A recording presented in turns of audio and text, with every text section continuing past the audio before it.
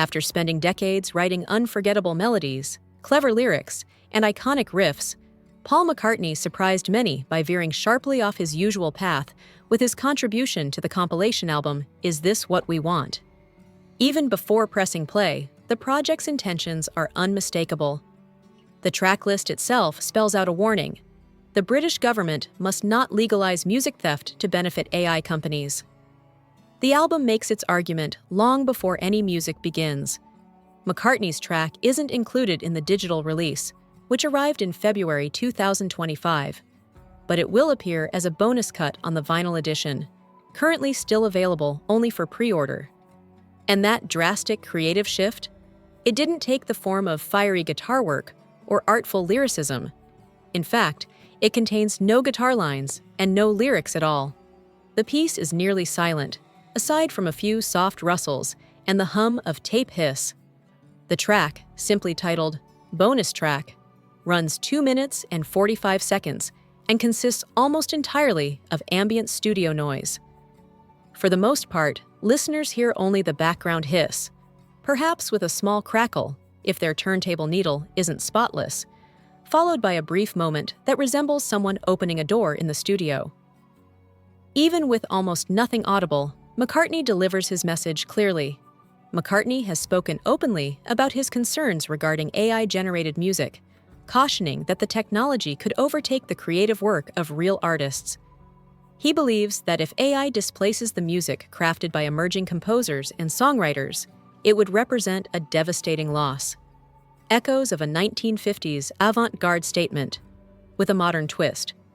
Anyone with a background in music education or an appreciation for experimental art likely drew an immediate connection to John Cage's 1952 composition, 4 minutes 33 seconds, after hearing about McCartney's near-silent protest. Much like McCartney's new track, Cage's piece involved a performer sitting at a piano without playing a single note for 4 minutes and 33 seconds. The only hints of structure came from the performer turning pages or closing the piano lid to mark the transitions between movements. Cage's work was layered in meaning. It challenged the way audiences evaluated music, pushing back against superficial expectations tied to fame, venues, and performance formats. Silence also shifted the focus toward the listeners themselves.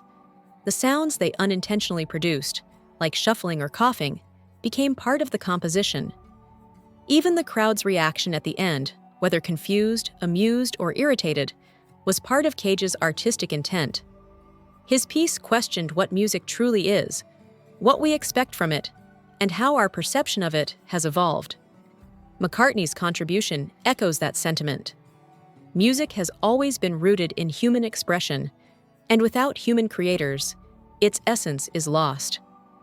The absence of sound becomes its own form of protest, an eerie symbol of what the world might look like if creativity were replaced by automated production. When 4:33 debuted, many audience members felt as though Cage was mocking them. Even now, the piece remains divisive. Some view it as profound, while others see it as a gimmick. McCartney's minimalist protest will likely draw equally mixed responses. But that polarized reaction is part of the point. Both artists underscore that creativity should challenge us, stir our emotions, and remind us of the importance of preserving genuine artistic expression. McCartney has spent his life shaping the sound of modern music. Imagine how empty the 1960s would have been if the Beatles had waited for machines to generate songs for them. The cultural silence of such an alternate history would mirror the 2 minutes and 45 seconds of tape hiss he includes on this anti-AI protest album. A quiet warning about what could be lost